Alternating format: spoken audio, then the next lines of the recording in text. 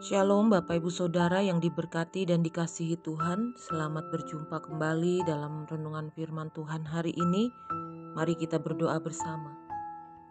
Tuhan, saat ini kami datang kepadamu, kami membutuhkan firman-Mu, kami membutuhkan Tuhan di dalam hidup kami.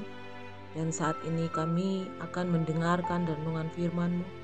Tuhan, berbicaralah, kami siap mendengar. Roh Kudus urapi kami. Di dalam nama Tuhan Yesus kami berdoa. Haleluya. Amin. Renungan firman Tuhan hari ini, jangan lagi terikat dosa. Bagian pertama. Roma 7 ayat 18 menulis, sebab aku tahu bahwa di dalam aku, yaitu di dalam aku sebagai manusia, tidak ada sesuatu yang baik.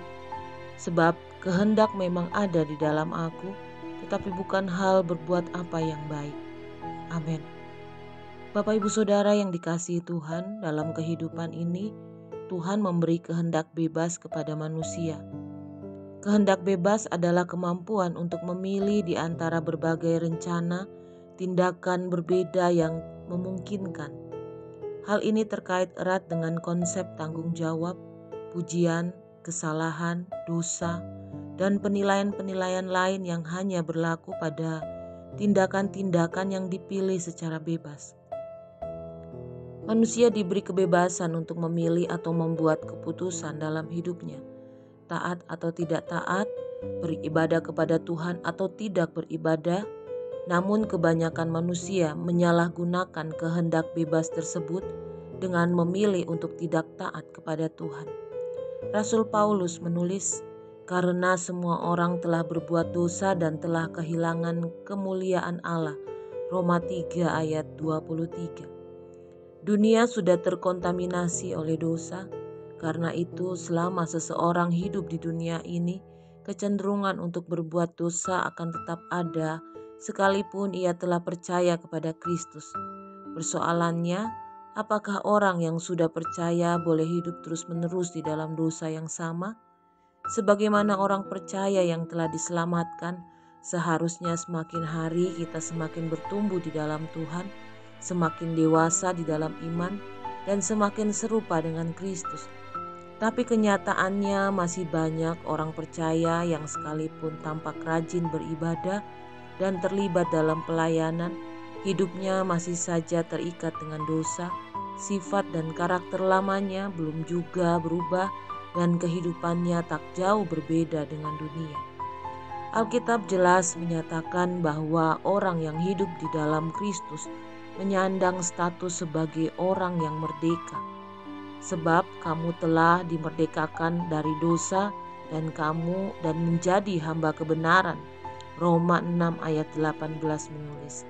Dan sekarang setelah kamu dimerdekakan dari dosa dan telah menjadi hamba Allah, kamu beroleh buah yang membawa kamu kepada pengudusan, dan sebagai kesudahannya ialah hidup yang kekal. Roma 6 ayat 22. Dan menjadi ciptaan yang baru. 2 Korintus 5 ayat 17 menulis. Walaupun kita adalah orang percaya yang telah diselamatkan, tidak serta-merta kita kebal terhadap dosa. Kita harus tetap mengerjakan keselamatan kita. Jadi Bapak Ibu Saudara yang dikasihi Tuhan, firman Tuhan berkata, hai saudara-saudaraku yang terkasih, kamu senantiasa taat. Karena itu tetaplah kerjakan keselamatanmu dengan takut dan gentar. Haleluya, amin. Mari kita berdoa. Tuhan, mampukan kami untuk kami tidak terikat dosa.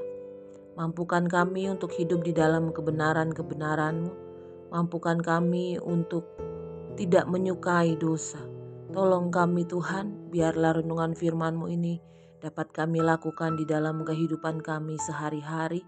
Kami melakukan kehendak Tuhan, bukan melakukan kehendak daging yang membawa kami kepada kebinasaan. Terima kasih untuk renungan firman-Mu.